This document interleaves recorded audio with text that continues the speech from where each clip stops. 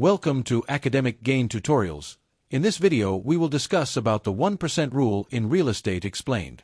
The 1% rule is a simple way to quickly check whether a rental property may be worth looking at. In simple terms, it says that the monthly rent should be at least 1% of the property price. If the rent is 1% or higher, the property may be a good deal for further analysis. But if the rent is less than 1%, you should be more careful before investing.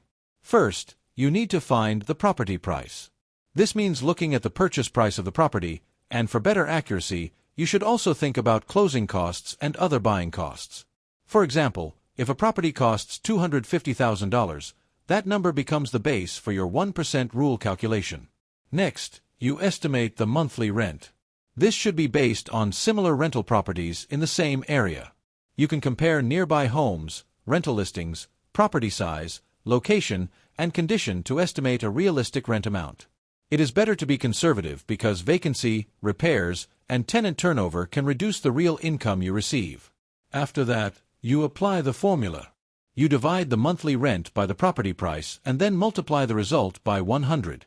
For example, if the estimated monthly rent is $2,600 and the property price is $250,000, the calculation is $2,600 divided by $250,000. That equals 0.0104. When multiplied by 100, the result is 1.04%. Then, you check the result. Since 1.04% is higher than 1%, this property passes the 1% rule. This means the rental income looks strong compared with the property price. However, passing the rule does not automatically mean the property is a perfect investment. It simply means the deal may be worth deeper research. Now, it is important to understand what counts as rent.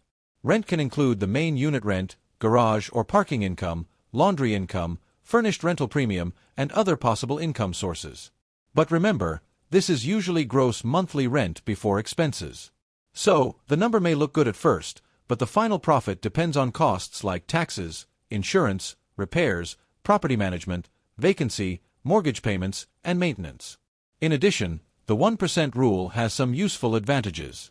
It is quick and easy to use, especially when comparing many properties.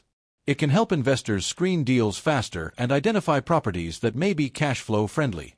It is also a good starting point for beginners because the formula is simple and easy to understand. However, the rule also has limitations. It does not include expenses, financing costs, market conditions, property condition, appreciation potential, or long-term risks.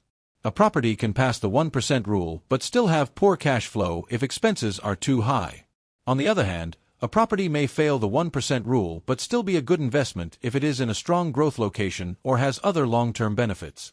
Therefore, the 1% rule should be used as a quick filter, not as the final decision. It can help you decide which properties deserve more attention, but you should always follow up with a full cash flow analysis. You should check repair costs, property taxes, insurance, loan terms, vacancy risk, local rental demand, and future market potential. So, the main takeaway is simple. The 1% rule says monthly rent should be at least 1% of the property price. If the result is 1% or higher, the deal may be worth studying more. If the result is lower than 1%, you may need to be extra careful and check whether the property still makes sense financially. Finally, remember that great real estate deals do not come from one formula only. Smart investors combine the 1% rule with expense analysis, cash flow calculation, appreciation potential, and market research. This video is for educational purposes only and is not financial, legal, mortgage, or real estate advice. Always consult a qualified professional before making any investment decision. If this short video was helpful, give it a thumbs up and subscribe to the channel. Thank you.